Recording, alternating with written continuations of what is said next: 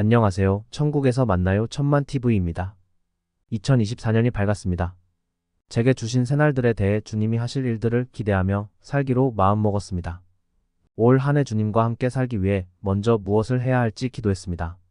주님께서 제게 주신 감동은 옷을 깨끗게 하라는 것이었습니다. 그동안 내가 주님과 풀지 못했던 문제들에 대해 회개해야 한다고 감동하셨습니다.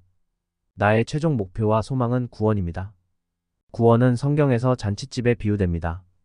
잔칫집에 가려면 먼저 의복을 정제해야 합니다. 내가 입고 있는 옷이 깨끗해야 하며 만약 더러운 옷을 입고 잔칫집에 간다면 입구에서 출입을 막습니다. 내가 아무리 주님과 소통하고 싶다고 해도 그 전에 내 죄로부터 자유해야 합니다. 하나님께서는 우리를 사랑하셔서 이 땅에 독생자 예수 그리스도를 보내셨고 예수님은 우리 죄를 사하시기 위해 대신 십자가에 못 박히셨습니다. 그렇기 때문에 하나님께서 나를 위해 하신 일들을 깨닫고 감사하며 내가 먼저 삶 속에서 무수하게 지어왔던 죄들을 회개해야 합니다. 성경에서 가장 회개를 잘했던 사람이 바로 다윗입니다.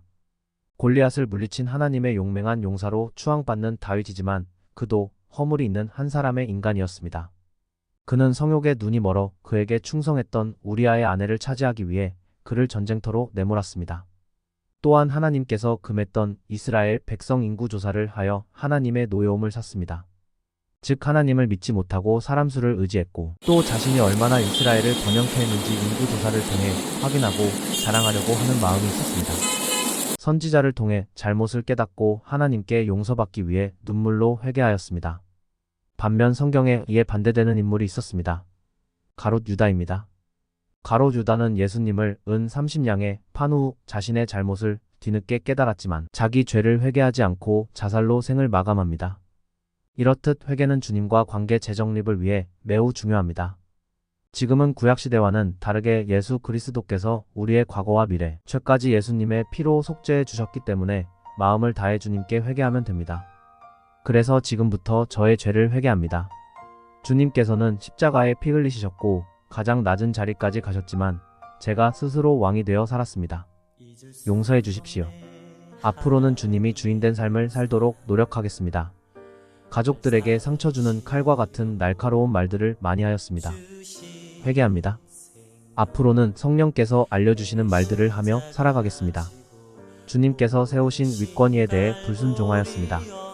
회개합니다. 앞으로는 윗권위에 순종하며 그분들에게 죽게 하듯 하겠습니다. 주변 사람들을 진심으로 사랑하지 못했습니다. 회개합니다. 주변 사람들을 마음을 다해 사랑하고 도와주겠습니다. 어려운 일이 닥칠 때마다 주님을 원망하였습니다. 또한 문제들이 나에게 오면 실망하고 좌절하고 두려워하였습니다. 주님은 세상을 창조하셨고 무한한 능력을 가지셨는데 그런 주님의 능력을 제가 과소평가했습니다. 용서해 주세요.